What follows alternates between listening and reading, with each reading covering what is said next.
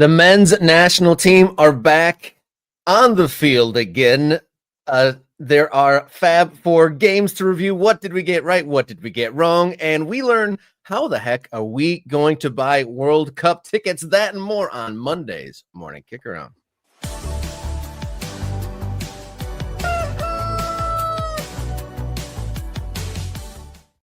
Hello and welcome to the show. You found your way to Morning Kickaround, where we cover the world's favorite game from right here in the United States of America. I'm Robert Kerr, the media director for my local team and local commentator. On the other side of the screen, Jason Davis, one of the prominent voices of United States soccer. You can catch him on the afternoons on the SiriusXM. How you doing, Mr.? I'm good. I'm sorry. I'm doing some tech stuff over here. I just realized I'm like messing up everything as we start this show today. So my apologies, Rob. It's very live on a Monday today. Yeah, we are, and we've been like, today's been Monday. Today's been Super Monday, right? Yeah. So I was gonna give everybody a little behind the scenes peek of my studio here, but I'm gonna wait on that because I don't want to screw everything up. And we are just, we I think you and I are both getting our sea legs again because we leave in 4 days' time to go to Albuquerque, New Mexico. Yeah. To get ready for a live morning kick around on Saturday. Yeah, you got your finger up. I got to let you get in when you get your finger up. Because that means I want to talk. Go ahead, Rob. Oh, I was just going to say it's an exciting time. We are, in fact, going to Albuquerque, New Mexico. We're going to talk about that. I was just going to say it's a bit of a pendulum. It's a Monday. And the United States men's national team lost. The Detroit Lions lost. But we have exciting times. One of the biggest events for this program coming up in just a few days, hitting an airplane to go to New Mexico. I get to cross another state off of my visited list. Have you ever been to the latest of Mexico's? Doing it again. There we go. I'll turn that off. Yes, I have been to New Mexico. When I was a kid, I had cousins who lived in Clovis, New Mexico. There was an Air Force base there. Not sure if it's still open, but there was one. And that's my only time in New Mexico. So I'll be going back for the first time since I was maybe 8 or 10 years old, something like that, Rob. So, and I've never been to Albuquerque, so I'm very excited for this. Yeah, we will talk more about our visit to Albuquerque, New Mexico. We're going to get into some of the games that happened over the weekend and maybe talk about a new stadium, a new MLS stadium is becoming a real thing. We're going to have a guest talking about the process of purchasing World Cup 2026 tickets. And at the end of the show, we will, hopefully we'll be warmed up enough to access the emotions in order to talk about the United States men's national team performance at the weekend and what's coming up. Do we have to? That's what I'm saying. That's why we pushed it to the end of the show. So there's a lot of YouTube content, Rob. There's a lot of YouTube content out there. So all these reactions, Alexi Lawless, all these YouTube creators jumped right on the air right after the first reaction. So, blah, blah, blah, blah, blah. Lots of anger, lots of exclamation points, a lot of embarrassment. I don't know if I want to. I want to shout out our members, our MK Ultras, before we get moving here. Yeah. Good thing to do every day. Spencer's here. I got Stratcom class soon. I can't stay, but thanks again for your work in American soccer. Shout out to Spencer. He's an MK Ultra. Shout out to my man Mike Thomas. He is also known as Mike. I'm sorry, Mike. What was the thing again? What the whole Phil and Mike did? That's what we called him. That's a story for a different day. He says, "Yo, 148." 3 to the 3 to the 6 to the 9, representing the ABQ. What up, you actually leave it at the top? All right. I don't know. All right. There's something with Albuquerque involved. I think that's it. He's in the MK Ultra program for sure. Yes, absolutely. So if you want to get your comments on screen, be an MK Ultra, or if you want to, throw us a little bit of cash via super chat or whatever. We've done all the plugs. Now we got to do the show. Is that how it works? I'm ready for the show. You ready for the show? I guess. Let's do it. All right. Long Ball's here on Monday's Morning Kickaround. Let's go.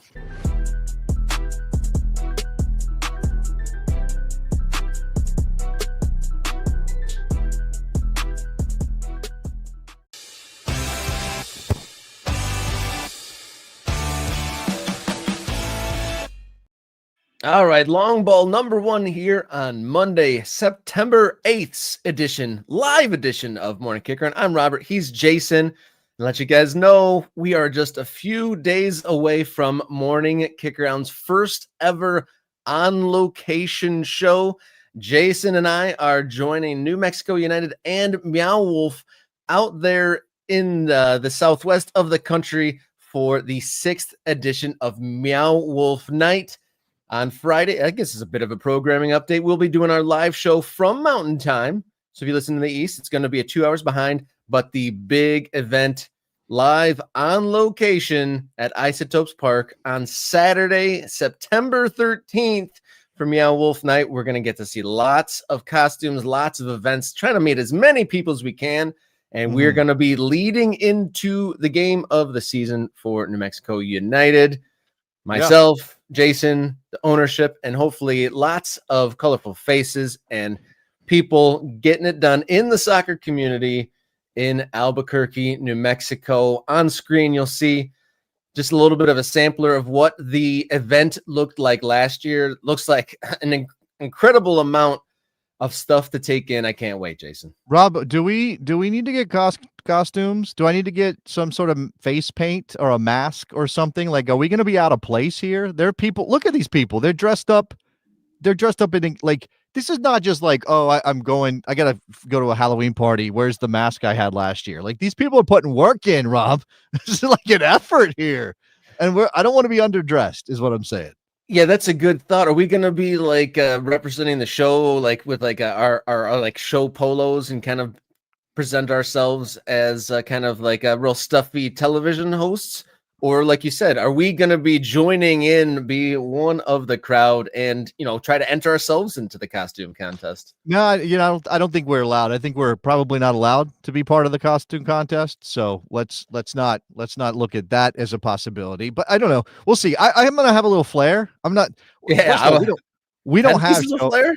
We don't have show polos. That's not a thing we have. I don't know if we ever will.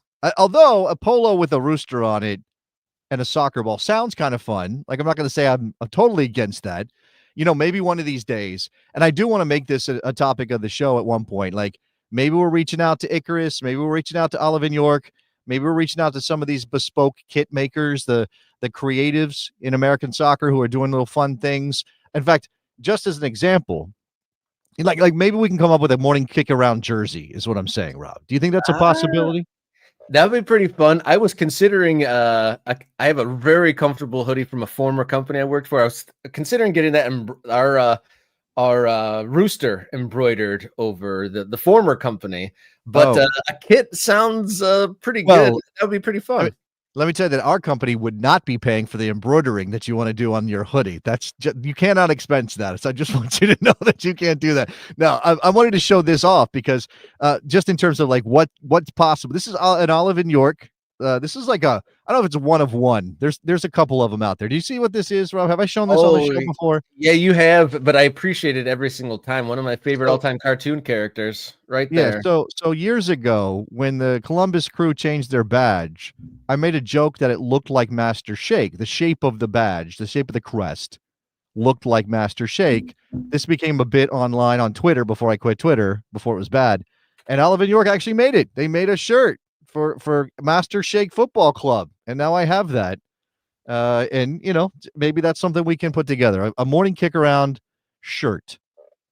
Yeah, so be out there. So if you are in the Southwest, or if you are a wild soccer fan enough, head out to Albuquerque, New Mexico. Check out the Meow Wolf Night, and they have specialty kits out there. So kit lovers, there's something for you there. And if you can't make it out there, tune in. The link is already pinned to the social media platforms for us at Kickaround. Yeah, we need people to spread the word. So if you don't know what Meow Wolf, I'm sorry, Rob, I'm steamrolling you because I'm so excited.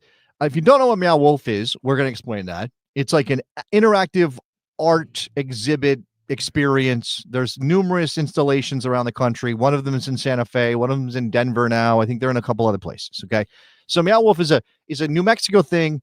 The club partnered with Meow Wolf to make these shirts and to be on their shirts. And there's a number of them out there, right? Where this is number 6 of the Meow Wolf Night experience. And there's different shirts out there. New Mexico United has gotten some attention with their shirts because of the Meow Wolf look adds to the look of the shirt. this is just part of the culture of New Mexico and New Mexico United, which we're very excited to celebrate. But we're also there to celebrate. Like Meow Wolf Night is special, but there are lots of clubs across the country, Rob. We talk about dotting the map. The number one mantra of Morning Kickaround when it comes to American soccer, dot the map, right? Dot the map. So if we're talking about celebrating American culture, well, then we don't want to just go to Albuquerque and just go to Meow Wolf Night.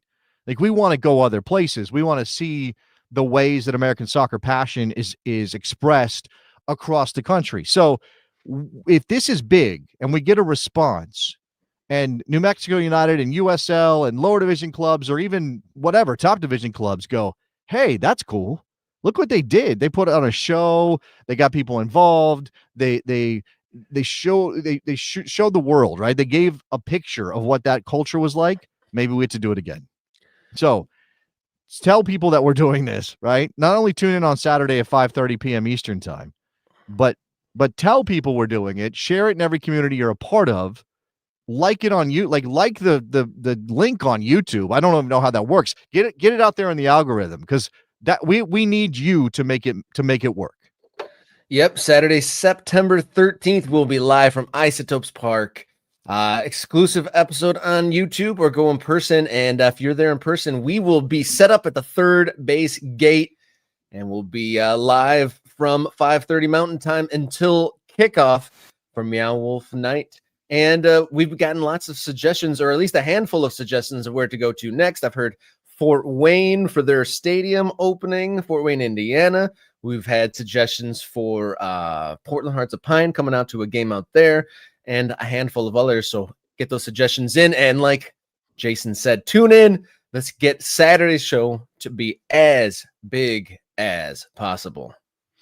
Moving along, long ball number 2 today. I swear we will get to United States men's national team and World Cup tickets. Those are segments to come. But we've been talking a lot about stadiums, and there's been a lot of USL stadium talk. There's stadiums and plans being talked about across the country. But one of the most challenging places to build a stadium that's been hard work for MLS and the big money behind MLS teams. But New York City FC's Willets Point is actually happening. There is building going on, and in Willets Point, Queens, for it is called Etihad Park, the future home of NYCFC.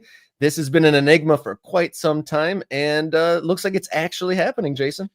Yeah, there's the way that the story I saw described it was that the superstructure is going up. Superstructure. Yeah, I mean, it's not just a regular structure, Rob.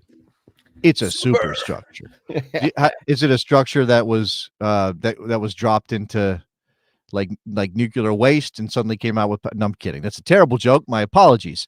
Anyway, this is the main part. Kryptonite. Right? You're opening up kryptonite. The main part of the stadium structure, right? The part that matters, the steel girders that will lead to the stands going in and the concourses and all those things. Now, this is still very early days for this stadium. And I think one thing that I'd be curious to pick your brain about is, as we kind of consider this event, right? The arrival of a superstructure. This is it. Like, if you didn't know this was Etihad Park or whatever it's going to be called at Willets Point in Queens, this is just a building, right? This is just steel girders going up all over. There's a project 3 minutes from my house where there's 5 cranes working all the time to build I would, if I didn't know that this was a stadium, I wouldn't know.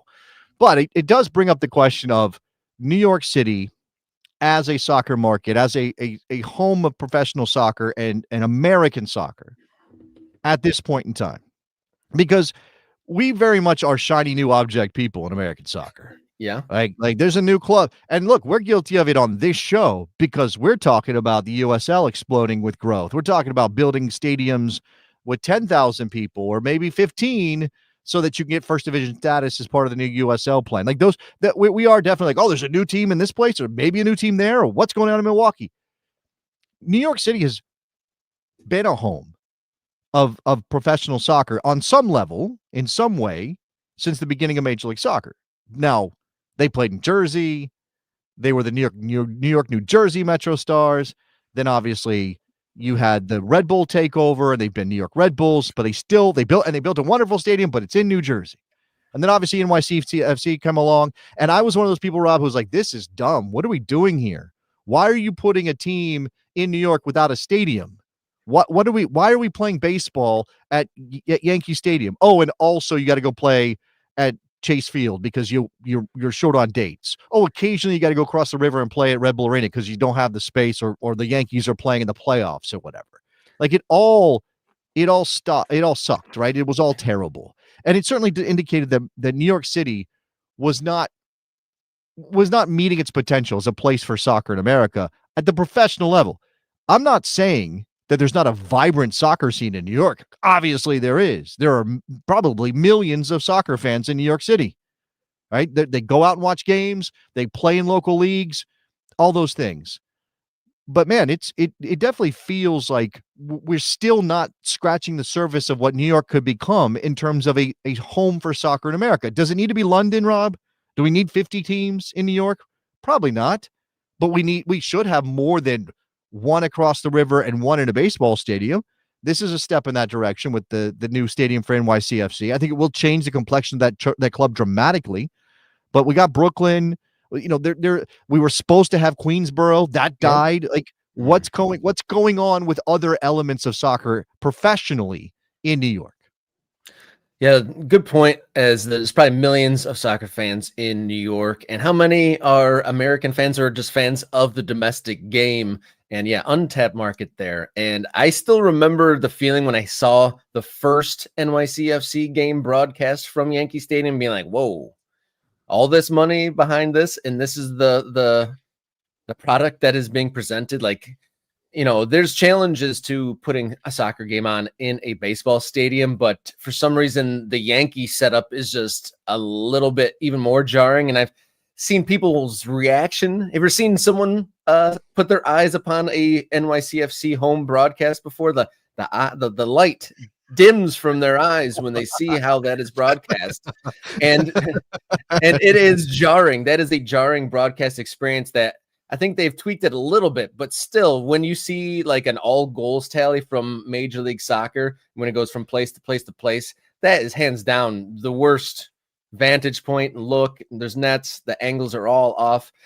Mike in the comments saying the new stadium can't come soon enough. And it's, you know, like your point, it was overdue when the team started, in all honesty. It is a tough look, and hopefully this gets up and available as soon as possible. So this is on Willets Point Boulevard in Willets Point, Queens.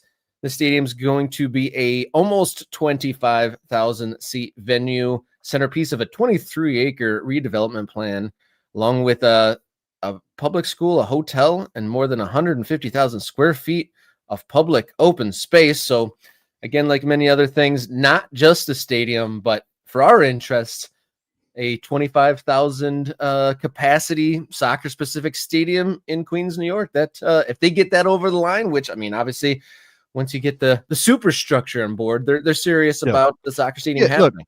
Look, here's a thing about, and look, I'm not a New Yorker, right? I've been there plenty of times, but I'm not a New Yorker. Have I engaged directly with the soccer culture of New York? Not at the ground level, not at the community level. And I see in the chat there's this discussion about, you know, New York has clubs. There are soccer clubs all over New York. What there aren't are professional clubs that have professional venues. Now, and this is that chicken and egg problem that we have in American soccer, because again, the idea is with an open system, if we had the ability to, you're entering at the bottom level, you're an amateur team, but you win your way up, you can become professional, and you can eventually win your way into the top division of soccer in America, right? That's the dream, right, Rob? We talked about this a lot. That's the dream. Obviously the issue here is that in a place like New York, where land is at a premium, where space is at a premium, where there just aren't soccer venues of that level, you do wonder, like, how would that work? Now, I'm not saying it's impossible, and I'm not trying to squash anybody's dreams, but if you had a local Queens team or a team out of Brooklyn that wins their way up in an open system, they're going to have to eventually figure out where to play games if they win their way up. Now, and I don't, again, not saying it's impossible. And I know people will probably pick out, well, there's a small stadium here, there's a small stadium at St. John's or whatever. Like, those things exist, but it's just not ideal. I wish that was what we had. And I think what we need to do, rather than go, well, it should be like this, and if it's not like this, it's trash, is try to find creative ways to work within what we got. Now, maybe the USL finds that, right? Maybe the USL has some sort of key to unlock this incredible opportunity. And we're watching, and you and I have been party to some comments from people about some USL stuff that we're not going to get into today, but sort of indicate some of the problems, I guess you could say. Speculative nature. Just sort of like how it's a little bit fragile sometimes with expansion in even those lower division levels of American soccer, right? Like, with $500 million get to MLS, that's inaccessible to most people. Okay, well, so you create a different opportunity, but like, sort of how does that work? How is it coming from organic places? Not usually. It takes somebody with money to say, I want to put a club here, right? And maybe you're working a land deal in order to entice somebody with money to come in and say, well, I'll back that club because there's an opportunity for me to develop that property, which does not feel right as soccer fans. It's not what we want. We don't want people to invest in soccer because they want to develop property. We want them to invest in soccer because soccer is amazing and it should be worthwhile to put your money down on the game to help it grow in this country, right? I don't know. So we'll see. I mean, again, should there be a Queens professional team and a Brooklyn professional team and a Manhattan team and a team in Harlem and a team in Midtown and a team, and a team in Chelsea? Don't call it Chelsea. That would be annoying. But, should there be a team like in every single one of these little pockets? Yes, there absolutely should. Is it possible? Totally different question. That just gave some people an idea out in New York that really want to get under your skin to start an American Chelsea club, just to spite you there, Jason. I'm just being funny. I do remember years and years ago, and I don't think it's a conversation I had with him. I do think he said it in a different interview, but remember when Gus Johnson was doing soccer, Rob? Do you remember this? Do you know? I remember a short window in time. That was only a couple of games, wasn't it? So no. Fox decided Gus Johnson was going to be their guy at the World Cup, and they sent him and he did a Champions League final, and he did all this stuff. I just watched him call Iowa State this weekend. Gus has gotten even more excitable in his older years, and it's a lot. It's a lot. I like Gus Johnson, but it's a lot, and it does not fit soccer. But anyway, I remember there being an interview with Gus Johnson when he was in this phase of trying to be a soccer broadcaster, and they said, "What's your favorite team?" And he said Chelsea, and they said, "Why?" And he said, "Because I live in Chelsea, New York." And I was like, "Oh, I guess that's a good a reason as any to pick a team, right? Your neighborhood's called Chelsea. There's a different Chelsea in London. Sure, why not?" Hey, if you got to find a connection somehow. And I just want to note more on this. Etihad Park, according to New York YIMBY, is expected to be built with 100% private finances and open before the 2027 MLS season. So the clock is ticking for that new stadium build. Last long ball here on Monday before we get to our guest. The actual Fab Four games of the weekend. On Friday, we kind of preview what games to maybe take a look at in the North American soccer calendar. Today, we'll look at, were those games legit and what were the real Fab Four over the weekend. Let's kick it off with Washington Spirit and Seattle in the NWSL. A national team are getting a brace in this one. Yeah, I mean, obviously, Trinity Rodman is a very fun player, and I do think so. Last week we talked about Alyson Thompson leaving Angel City for Chelsea, right? And it was said in some of the comments on our videos that that's not just about the lack of the salary cap in NWSL holding teams back from paying players like Alyson Thompson. You just kind of have to throw it out the window because it's Chelsea. Chelsea spends dumb money, and that's true. That there's something to that. Now, I also point out that there was the London City Lionesses transfer purchase, broke the record. Like, it's not just Chelsea that's spending money over there. Is NWSL, do they have a problem? And I think that, I think that also this weekend I heard that I saw that Alex Morgan commented that she's not too worried about players leaving the NWSL. That there's going to be this ebb and flow, and we are sort of in a developing market for players when it comes to the women's game. It's very early, right? When you have a transfer record being broken every couple of weeks, it tells you how early in the process we are in a true player market for women's players. Trinity Rodman is a player that I would love to see stay in NWSL, but I would totally understand if she doesn't stay. She's good enough to pick her place, right? But she's also had some injury problems. Her back really bothered her last year. It hurt her a lot in that final against was it Orlando last year? So I think just having her back on the field and scoring goals is great. And she's one of my favorite players. So this is a big step. And Washington's a pretty good team. Now, not Kansas City, but they're a pretty good team. Indeed, they are. Glad to see Rodman scoring and looking good again. On Friday, I picked DCFC's game. They did well and they won. They put up 4 goals, which is a great output for them. But today I'm going to talk about Chicago Fire getting a win over New England. We kind of previewed that as a folks on the outside looking in, and then Chicago getting a 3-2 win, a step in the right direction for their first playoff berth in nearly a decade. They haven't had a playoff win in even longer. So good to see Chicago making their way back in there. Mr. Berhalter maybe turning things around. They've definitely improved from last year, obviously near the bottom of the East and all of MLS last year. So going from bad to mediocre is a step in the right direction, but with a 3-2 win over struggling New England, puts 3 points in the right direction for Chicago Fire fans and possibly some postseason action there. I mean, obviously, part of this are the Revs creeping towards making another coaching change? Is it maybe too late to worry about that this year? You only got 5 games left on your calendar, and it's going to be tough. Chicago making the playoffs. Look, I'm not trying to say I don't want the Red Bulls to make the playoffs, or I don't want NYC and or Atlanta. Atlanta's done, but it's not that I have a dog in this race. But since we were just talking about New York and how weak New York is relative to its size, population, and soccer interest in Major League Soccer and in professional soccer in this country, I think that's obviously true of Chicago. I mean, it's 100% true of Chicago. Yeah. No other city in the country is coming up short of its potential like Chicago, Illinois. And that's partly because their MLS team has been bad, right? And I keep hearing about how their owner, Joe Mansueto, cares a lot, wants to win. We talked about the stadium plan, which I don't know. We have to double check. We have to go back. It's Chicago politics, so you never know. We have to go back and look at that because the White Sox also wanted that spot of land to build a stadium for them. So we need to follow up and see where they are on that plan. If they build it, that'll be massive. He's obviously committed to making this work. He bought a team in Switzerland and is treating that like a farm team for the Fire. So that tells you what he cares about, but it hasn't shown up in the results yet. Maybe it will this year. And as you said, Rob, from poor and out of the playoffs to mediocre is a step forward. And we can't really hold Berhalter or the Fire to this standard of like, well, what, you're not third in the East? What the hell's going on? So this is a win that matters. They are 2 points up on the Red Bulls. They're in 9th. They're 2 points up on the Red Bulls. They have 6 games left. The Red Bulls have 5.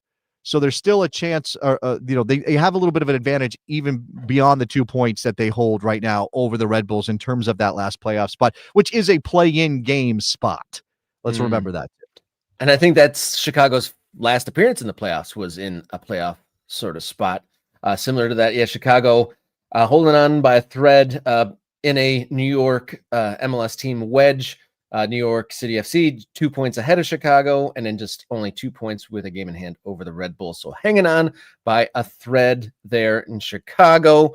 Third game of the Fab Four, just because we're going to be talking about the United States men's national team later. One of the games of the weekend, maybe Canada looking pretty good, getting a 3-0 win over Romania. Why U.S. bad, Canada good, Jason? I don't know why U.S. bad, Canada good, but I don't know that Canada's good. I think Canada's better than the U.S. right now, which is probably why we are picking this game as part of our after-the-fact Fab Four. Jonathan David scored, Ali Ahmed scored, Seager scored. They've got some talent over there. I mean, I think Jesse Marsh has been found out a little bit. I mean, not that he wasn't found out when he got fired at Leeds, but I think he's been found out a little bit. I think he's a little too emotional about this, but also that's better sometimes. And when we get to what Mauricio Pochettino had to say about the U.S. loss to South Korea, I think I'd rather have a Jesse Marsch style approach to this than what we're getting out of Pochettino right now. Yes, indeed. We shall see. Canada wins 3-0. And our final game of the Fab Four Rewind, New Mexico United on the road, getting a win. This is a game we highlighted on Friday. So kudos to, I think it was maybe Jenny or the chat highlighted that. So New Mexico United getting a 1-0 win on the road against. Here's why that matters. San Antonio. Here's why that matters. They go to San Antonio and they win. That's a tough place to win. But also, they're trying to secure their playoff spot, New Mexico. We would obviously like to be there while they're in the playoff hunt. Well, that's still, and they have a midweek game against Detroit City at home at Isotopes Park. So they're building to something. But yeah, mostly because we're going to be there on Saturday. We just want them to be like, in a good vein of form so we can be part of that vibe over there. Yeah, it would definitely be good to have more on the line, as if you didn't know, myself, Jason, and Morning Kickaround going to be live on location on Saturday for Meow Wolf Night at Isotopes Park. So watch the show or be there on Saturday. We're going to move right along. We have a guest waiting for us, but if you haven't already, hit subscribe, become a member, or just do a super thanks, or just tell your friends about Morning Kickaround and aid us in becoming one of the town squares for the American soccer conversation. But we are going to move on to today's big question: how to buy World Cup tickets. Here on Morning Kickaround, big question list.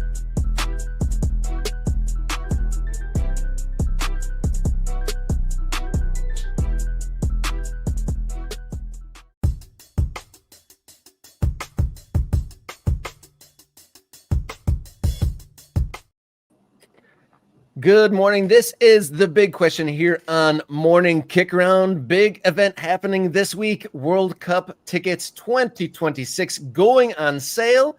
And it's not quite as straightforward as walking up to a desk and saying, "I'll have one World Cup ticket, please, sir." And so we've brought on expert in the ways of travel football. We got Travel Football Fan. You can find him on social media as Travel Football Fan. Welcome on board, sir. How you doing? Thank you. Good morning. And I think right off the bat with that statement that you said, how to buy tickets on Wednesday, that's actually not happening necessarily. You're just applying for the chance to buy tickets in October. So, yeah. I mean, God, this is where we're at. I got a lot of questions about this. First of all, thank you very much for coming on the show. I like the kit. You're already getting comments in the chat on the Colombia there. Awesome. Shout out. So, the World Cup's coming to America, and I think we've known this for a while, and I imagine a lot of soccer fans are like, okay, I'm going, but that process, the way the FIFA handles selling tickets, the application, the lotteries, or whatever we're calling this, I think that is a little opaque for people. You've been to a World Cup. So what's the first thing people should know about this? And as you said, Wednesday's not about buying; it's about something else. Yeah, I think the main thing to think about this process that is not like any other event that you've been to here in the United States. It's not. It's multiple phases. Tickets are being phased out, in these specific moments. For example, for this phase one, we're going to see 1 million of the 6 million available tickets being made available to people. So first things first, folks, do not freak out if your application does not get accepted on phase one. You will have phase 2, 3, and 4, maybe more later on as we approach the 2026 World Cup.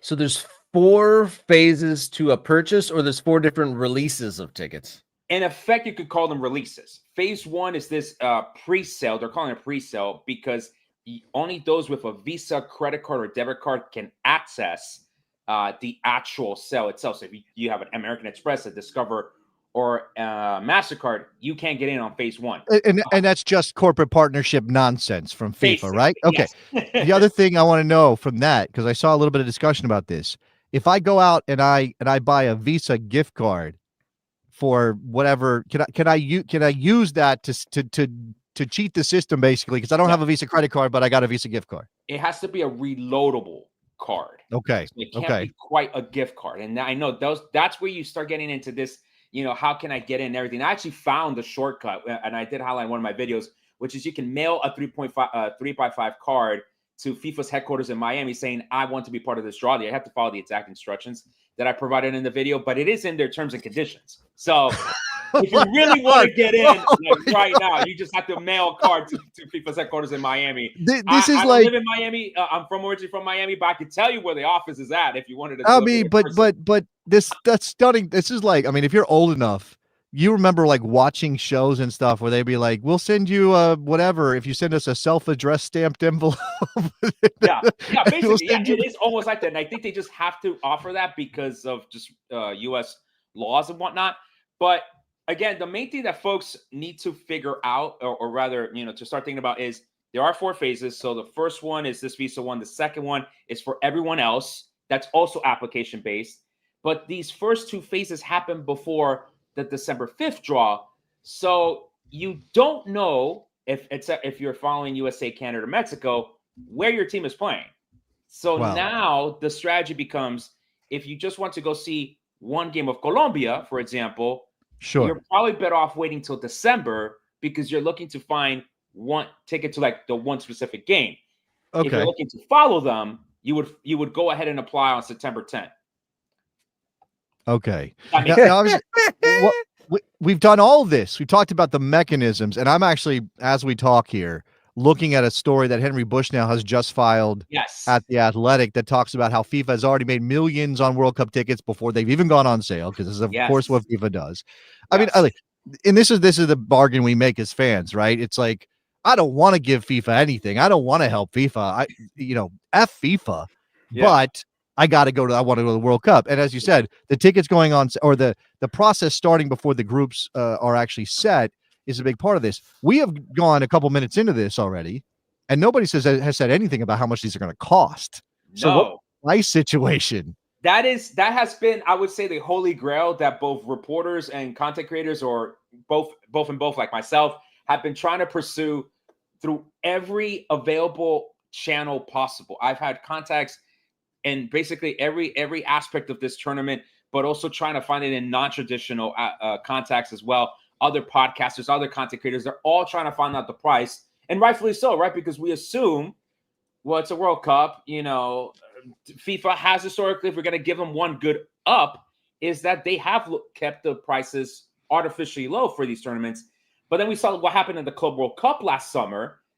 Literally the money bag event of the century in some ways. The way that they were wanting to charge Real Madrid fans and some of these other club fans. And I've gotten other information which has led me to believe that these tickets will be the most expensive in its history. Right now, adjusting for the different piece of information I have, I'm saying the category 3, right? Category 3 tickets between $320 and $500. Now, mind you, FIFA said that the cheapest tickets will be $60. That might be the category 4 tickets. But there's 2 things that people need to keep in mind. One, there's probably going to be very few of those tickets made available in each of the stadiums. And that's probably going to be like at the far up corner. Like, they're really sending you to go fix the stadium floodlights. That's where you're sitting. And then 2, dynamic pricing. So FIFA allowing for both dynamic pricing and no cap on the resale of these tickets. In effect, FIFA creating a version of StubHub under FIFA's banner. I get the whole like, oh yes, it will keep fans from going to these secondary markets and potentially getting scammed. I get that part because StubHub has been, letting these posts exist for like years now about that they have World Cup tickets when they don't. But at the same time, those $60 tickets, how many people are really going to go to the World Cup for $60? They're going to probably want to resell those to make a huge amount of profit on that.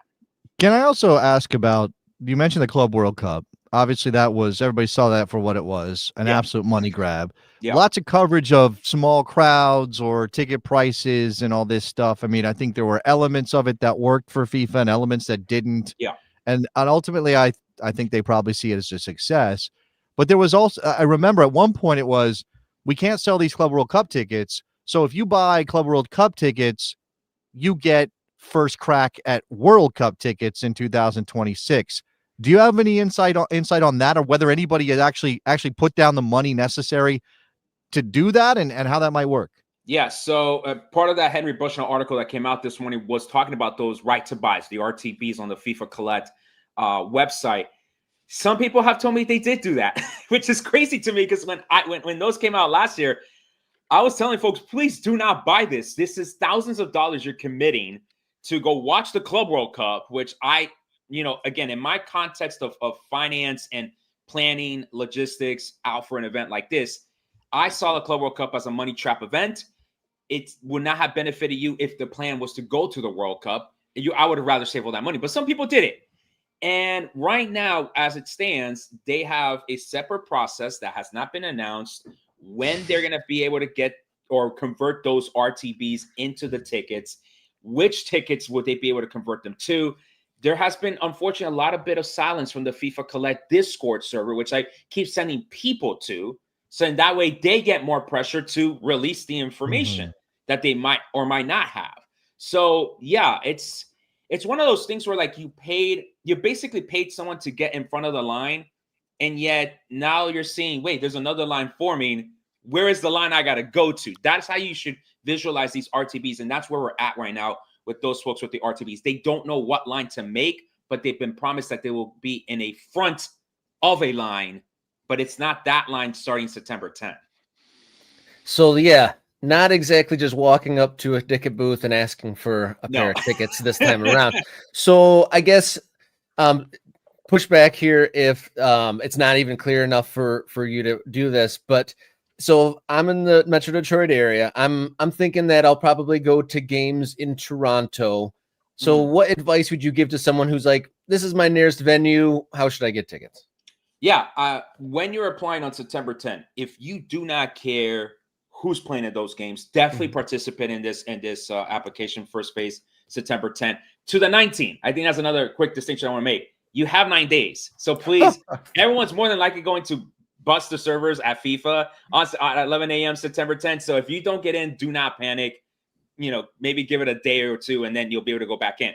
But I would say, Robert, in your case, if you just want to go to Toronto for any game, then apply for any of the games happening in Toronto. Now, I wouldn't apply for the venue series, because then that commits you to go to all of the games in Toronto. So don't pick venue series, pick like the individual games, right? Which means you need to look at the calendar, and you need to, go ahead and click M5, M20, whatever those matches are, right? I would do that. So that's really the two ways that your strategy would go. And I know a lot of folks keep asking me, oh, how should I do this or everything? That's based on you. At the end of the day, everyone has a different World Cup travel plan. So make sure that you're fitting the strategy to what you want to do.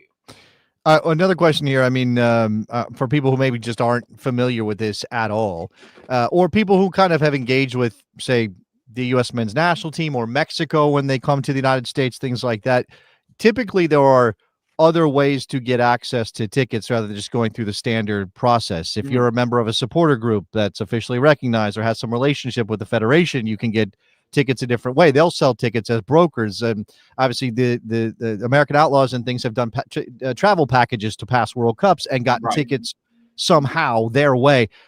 Do you have any sense of how any of that's going to work, if that's changed at all from World Cups past? Yeah, I'm not seeing anything of that change. If you're part of one of those supporters groups, go and contact, the leadership of your supporters groups or join their supporters groups. I know that, for example, for Canada, they had the Canada Red program that it kind of sounded like a pay to play, where like the more you pay into that membership, the more chances you get at tickets. Again, I don't know if I would have set it up that way. Let's just put it that way. I think the U.S. Soccer insiders are kind of acting a similar way like that. So I would just kind of go through your leadership and figure out which, again, if we're to expand this image of the lines, that's yet another line that you can get yourself into. But again, how and what prices and everything, they haven't released that information. One key thing about Mexico, since that we're mentioning Mexico, they will have their own platform. And I think that's very big for Mexican nationals in Mexico. Given Mexico's anti-dynamic price laws, anti-resale laws, they're setting themselves up a separate platform from the one that us in the US and Canada will see. So then that way their citizens can access tickets at non-dynamic prices. And when they're doing the quote unquote resale, it becomes a trading block as opposed to a resale block. So for many Mexican Americans that do follow me on my socials, I understand their disappointment that they will not be able to access that platform, because that is only for Mexican nationals, and they're going to have different ways to figure out that they are a Mexican national living in Mexico as opposed to like a Mexican American abroad.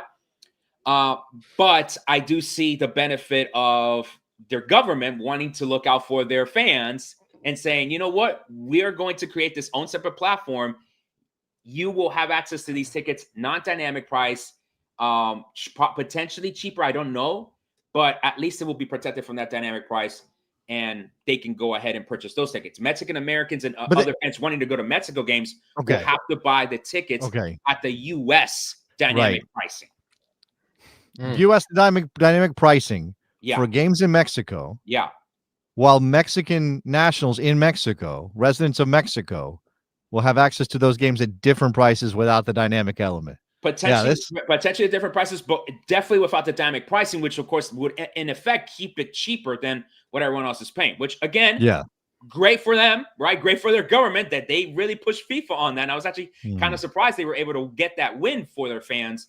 But for the rest of us that want to go to Mexico, man, we're going to have to deal with the dynamic pricing. And that those are the most in-demand games, I would say. I got friends living in Mexico. I mean, you know, that's the kind of stuff that people are going to do. I mean, I know. Thank you so much for your time. You're incredible font of information. This is great. You talked about the draw, and obviously, you know, again, for some people, it's I just want to go to the World Cup. Maybe I want to go to Toronto like Rob. Some people, it's I want to follow my team, or I want to go to one game for my national team. There's only 3 group stage games. You're not guaranteed anything else after that. How do you think there's a significant disadvantage to waiting till the draw to try to figure out if you can go to a game for your national team? Or, you know, again, I think some of these are like I know Mexico's already set a little bit, right? Canada's got 2 games in Canada. So how does that, I guess if the U.S. is booked for games already at certain venues, you can eye those venues regardless of what the draw looks like. Yeah, correct. Yeah, right. So for those 3 teams, right? Canada 2, Vancouver 1 in Toronto, USA 2 in LA, 1 in Seattle, Mexico 2 in Azteca, 1 in Guadalajara.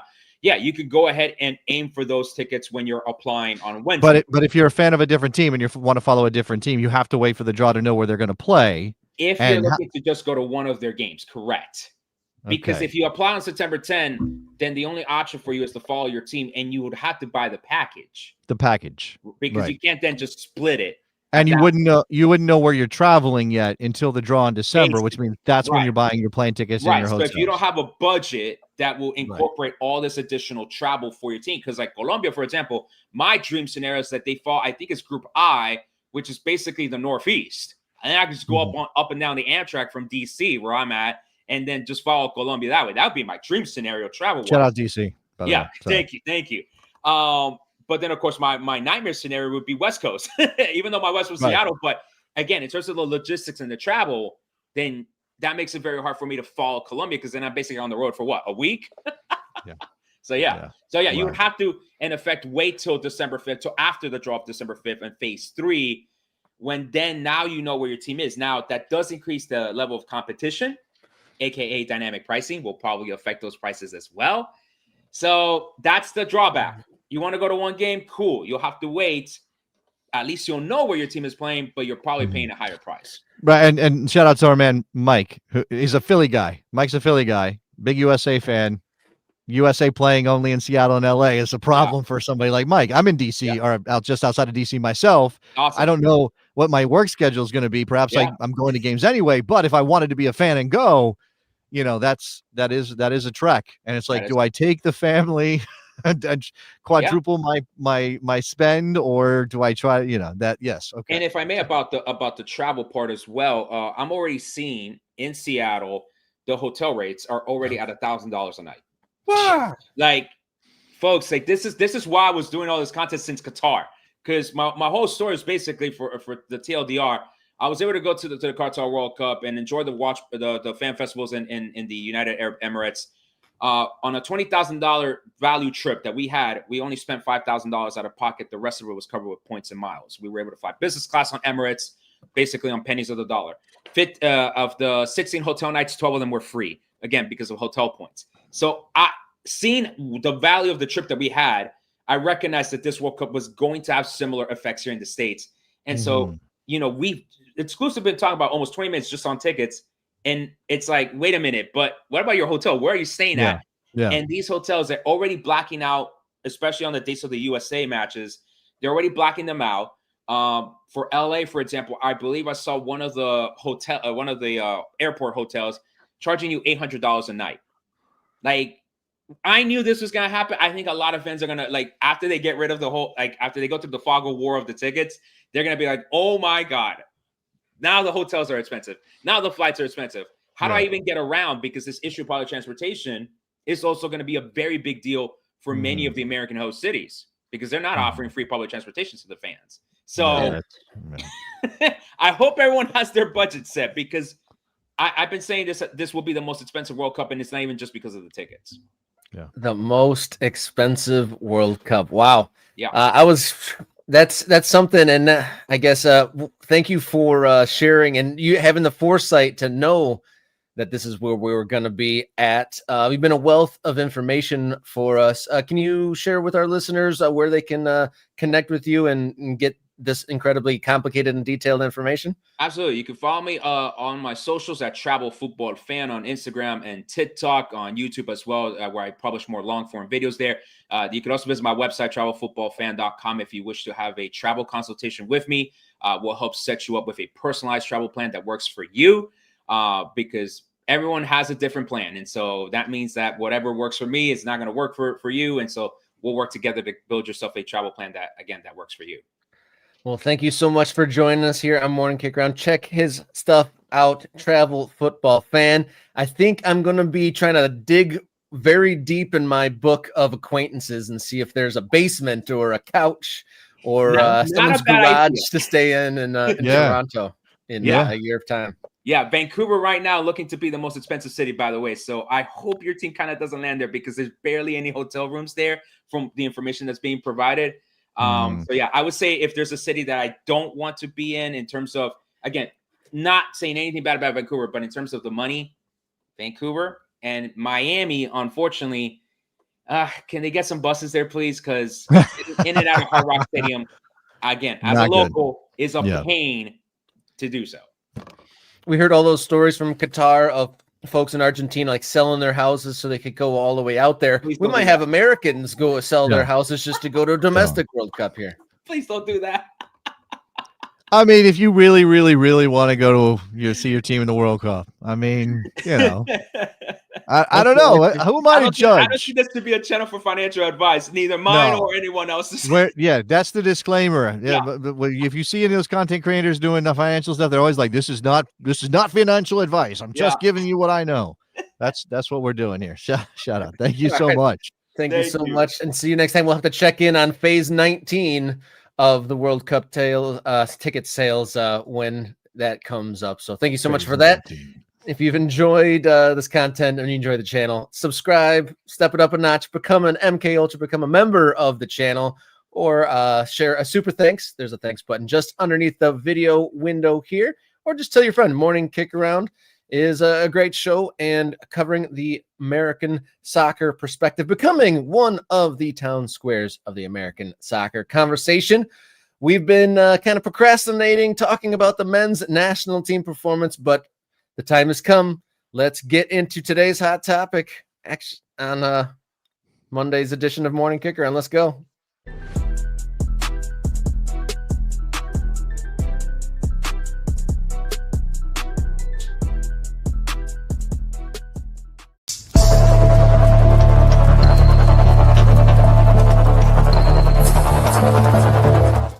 All right, it is Hot Topic here on Monday, September 8th. I'm Robert. He's Jason. Let me push this to the end of the show because we weren't quite ready to lead off with it, but the United States men's national team lost 2-0 on Saturday, Continuing the trend of not being able to beat good teams, quote from Pochettino after the game, winning at the World Cup, the only thing that matters. So should we just lobotomize and forget about all these games? I mean, I wish we could. I guess I wish I could do a Men in Black flashy thing and not remember that they sucked in all these games, because it does ruin your like, we're talking about spending thousands of dollars to go see the U.S. men's national team at the World Cup. And, you know, I think that if you ask soccer fans, as a fan, what is your dream scenario? Like, what is the absolute? Now, some people just love to travel, so they would probably want to go somewhere else. And Danny went to Qatar. That's how he knows how a World Cup works. But lots of people would say seeing your national team playing a World Cup on home soil is your dream scenario. Once in a lifetime Wouldn't that be event. amazing? Yeah, how often does that happen? It's like Haley's Comet. Like, it's only going to happen every so often. So, or every, a very long Generation, time maybe.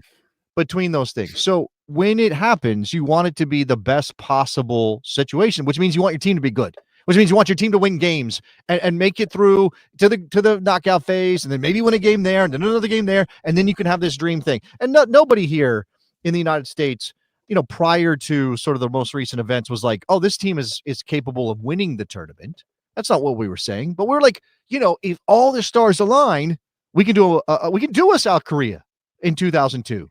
Like, we can do a Morocco in Qatar. Like, maybe if we get ourselves together and we've got a smart coach and our players are bought in and we got the right system and everybody's healthy, maybe we can do a semifinal at home. So how incredible would that be? And because we're all at our hearts boosters of this game, Rob, because it's so important for us as soccer fans in America to have our game cared about by other Americans and grow and get bigger. And so we have better professional situations and more stadiums and more kids playing, and we win a World Cup one day. It's very important to us that this team be ready for that World Cup. And how many people's hearts is that quarter semifinal or even a final? I mean, is your heart full with belief there? No, of course not. Now, I clipped out one little piece of Mauricio Pochettino in the post-game press conference. He said some other things, but this is what I wanted to highlight. I think we grabbed this from another YouTube channel, so I think credit is on the screen, but here we go. We need to start to win when the World Cup starts. Too many examples that teams that win during 5 years and then arrive the World Cup and then they don't arrive in the best condition. And I was involved in 2002 with Argentina. We were unbeaten during 5 years, and then we arrived to the World Cup and we were out in the group stage.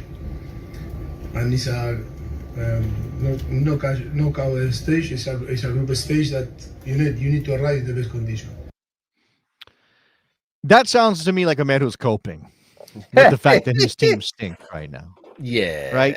And it's not just Mauricio Pochettino, right? It's not his fault entirely, but he bears a lot of responsibility. And if you watch that game on Saturday, what you saw was certainly a team that did not look like they knew how to play together. No. Right. And we've been saying this for a long time. Consistency. Get a group together, get them reps, put them through their paces, let them work out how to play together, because you cannot just throw a group of guys together at the last minute and expect to be good in a World Cup. Or certainly this national team doesn't show that propensity. You may be able to do it for Argentina on occasion. You may be able to do it for France. You may be able to do it for a couple other countries. You can't do it for the United States of America. And here he is, scraping down at the bottom of the barrel of talent. And I like Tristan Blackman. He's a decent player in Major League. He's a pretty good player in Major League Soccer. He's got a good story. But he's 29 years old, and he's starting for the U.S. men's national team at center back in a back four when he plays in a back three with Vancouver. And then what happened in the second half when they went to a back three, Robert? They looked better. They looked like a better team. So, Mauricio, what if the rest of us who are not coaches who have taken a team to a Champions League final, who have not won championships and trophies, who have not coached at that level, if we can see it, why aren't you seeing it? Why isn't he seeing it? He's got Dest and Arston on the field, and he's like, you know what we should do? Make them traditional fullbacks.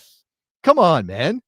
Now, you may not believe in your center back depth exactly, and he did say Chris Richards had just played 90 minutes for Palace, and he was trying to manage him and all those things. Man, look, It's not like the other team didn't have players coming off of heavy schedules in their club teams. Yeah. It's not like that's not a thing for them either. So it's so frustrating. So many different points here. A failure in terms of the setup for the team in the early stages of that match. A lack of understanding between the center backs of when to step so that Son Heung-min, who's notoriously good at that kind of thing exactly, is allowed to drift in inside and score. Right? A calamitous Keystone Cops moment that leads to the second goal. And then when you do actually get your shit together a little bit, my apologies for the curse, it is so late in the game. And obviously, it's a good save from South Korea that prevents a U.S. I mean, there were moments, but just not enough to feel like we're making progress here. Yeah, they weren't like absolute garbage where they got played off the field and just like barely hung on for some blowout result. He said they were better. Mauricio Pochettino said they were better than South Korea. That's a little rich. Did anyone with the eye test? I mean, did you think that when you watched it?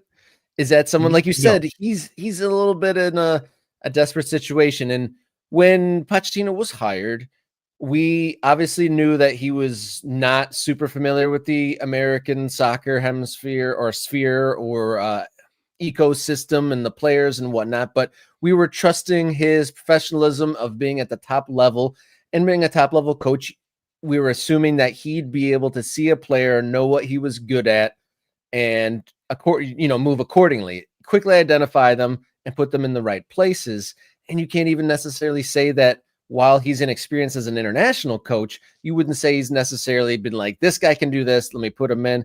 And it hasn't even really worked on the balance of, like you were saying, okay, maybe we're a mediocre team, but a mediocre team that knows how to play really, really well together is better than a group of strangers that may or may not even be good at all. So it's really, we're in a really confusing time with this. There are some truisms in international football. One of them is, I think, that generally speaking, the best talent wins out, right? Generally speaking, the best talent wins the World Cup, right? Whether that's Germany in a given cycle or France in a given cycle or Spain in a given cycle. Generally speaking, the best talent wins.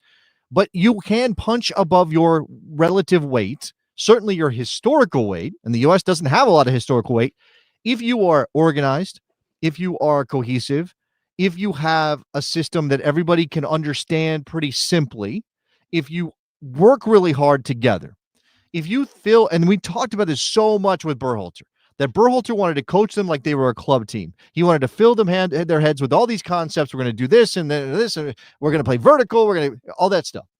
And it was just too much, or it felt like it was over programming. I think Pochettino has fallen into a similar trap in addition to overthinking the talent pool. Instead of like, okay, these were the guys who are already in the mix, I'll just trust that these were the best players because I don't have a lot of time to go digging into the bucket of talent. He's decided that he knows better, or for some reason he's going to find the hidden gem whether it's MLS or not. But obviously MLS is the focus here because so many of these players are coming from MLS. And I don't think it's that MLS players aren't good enough for the national team. I think it's probably not worth it to go calling up Tristan Blackman 6 months or 8 months before the World Cup to try to get him involved. Like, what is that? Why are we doing that? What point does that serve? This seems like, exploring untapped players seems like something to do a couple years back and then be primed and ready to and he wasn't the coach a couple years back, and I understand that. And maybe that's his thing. Is like, well, I got to do the thing that I would have done. You don't have time, Mauricio. You just don't have time for this. And again, he was asked by Doug. That's exactly what led to that answer. He was asked by Doug McIntyre, when does it matter if you win? And instead of saying, well, we need to create some confidence moving forward, and like instead of giving us this sense that he understands that winning matters now because you haven't been doing it. If you had been winning and then you get frustrated by South Korea because you threw a bunch of new players on the field because you're working on your depth, we might be able to swallow that. We might be able to say, okay, fine. I don't like it, but I understand it. Here's something we don't like and we don't understand, and that's a bad combination, Mauricio. So you can't tell us it only matters if you win at the World Cup. It matters now because you don't have any confidence. Not just from us, but I don't think from your players. No. And unless there's some secret master plan, it does seem like throwing darts at a dartboard with some names. I mean, in all honesty, it does seem like that. I mean, we can't even remember. Do you remember Pochettino brought up that random Argentine player that stole the penalty kick and he hadn't been in the system at all. Like, that was random. Like, what was that a good use of a call up there? I can't even remember that guy's name, but he was a very random call up, and there has been random call ups since he's been here. But to dip into those kind of peripheral names, but then to never call them back, it's not like he had some secret project that he was working on. It kind of just seemed like a hunt and peck sort of strategy. And you can say what you will about it being a friendly and whatnot. I see Mike Thomas putting up a Sergiño Dest quote there about, we don't feel the pressure to win because it's a friendly, but at some point you have to start taking things seriously. And I know this has entered the conversation a little bit more this weekend, but if the United States had to qualify for this tournament, that seems like a stretch. And I mean, obviously everything would be set up differently, obviously, if that was the case, but you wouldn't have thought that we'd be in this situation where, kind of pulled hands in the pockets, pulled out, the kid who's trying to look for change in his pockets, and they're all kind of turned out. That's kind of how it feels like at the moment. And I asked the morning Kickaround Discord server, like, other than Weston, who is this team missing? Like, is there anyone coming to the rescue here? I don't know that, but that's the thing. Like, I think, they're a better team if Chris Richards is next to Tim Ream in that in the first half and in that first part of the game. Like, that's just a fact. Okay. You had Chris Richards here, right? It just wasn't. He made a choice to start the game that was surprising to everybody. So that's I don't know, saving him. Right. I don't know if that's the case. Richards comes on the 62nd minute. That's when they went to the back three. It was Dest and Adams who came off at that point in time. And they also took off Sargent and Weah. Like, was Sargent good enough? Probably not. But was everything disjointed? Absolutely. And that's part of the problem. Like, they did look better with Balogun, but that's also a fact. I mean, related to the 30-man back line in the system that allowed for Arfston and Freeman in the case, because he comes on for Dest, to get higher up the field, which they should have been doing in the first place, right? You at one point I'd see Sergiño Dest basically playing as a winger, and I'm like, oh well, he's going to do that. Why are you playing with a back four? Like, that doesn't make any sense because we know where he wants to go. I don't know that there's a player that saves them that was not here. Again, Weston should generally speaking be in the team, and if you want to pick it apart, Tanner Tessman deserves to be in this group, say over a Berhalter, or maybe Johnny Cardoso, if you gave him the right setup, would thrive in this team. I don't know. I mean, we haven't seen enough of that to know for sure. No, not at all.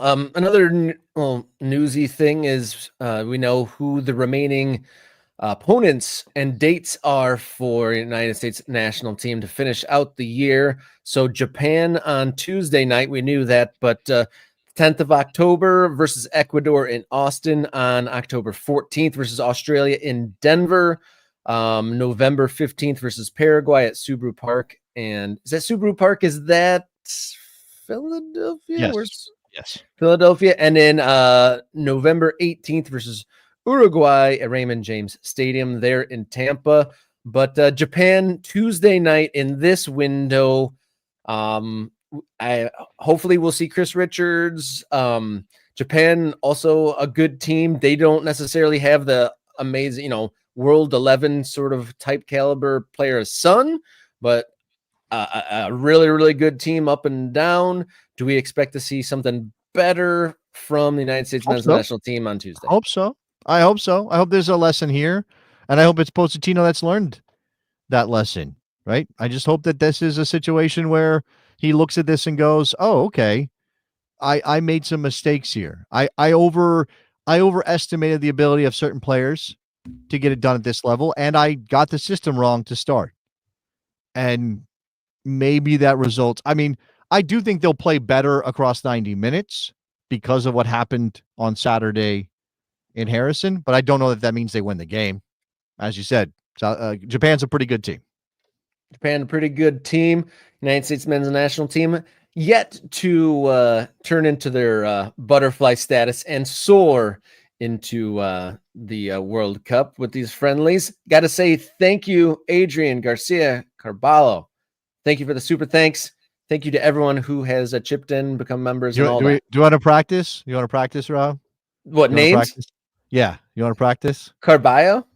Carballo is closer. Yeah, Carballo is closer. Yeah, good job. Okay, I'm proud of you. That's good. We're going to New Mexico. You got to throw a little bit of Spanish flavor in the mix. You got to try for me.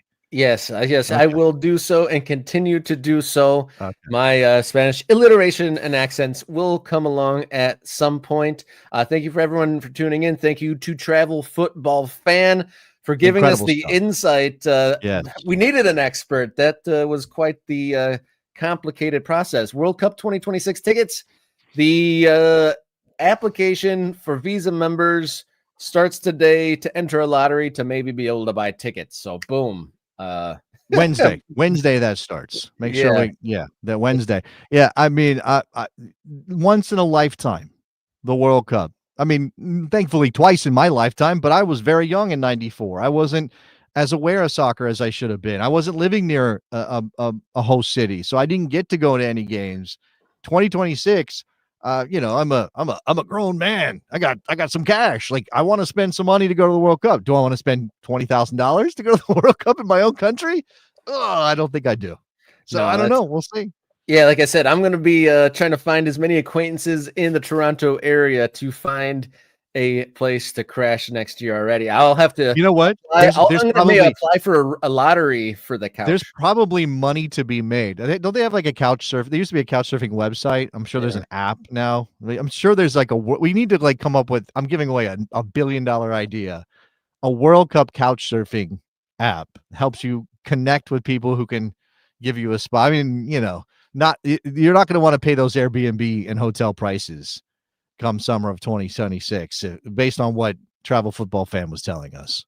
No, and I was recently in Vancouver, and the hotel prices there were already insane. So, and he's saying that was going to be the most expensive place. So, yeah, crazy numbers being talked about for what Travel Football Fan is forecasting as the most expensive World Cup to date. Well, thank you to him for joining. Thank you for joining us here. Become a member of the channel. Become an MK Ultra with your $3.99 a month membership. You get priority commenting to these live streams.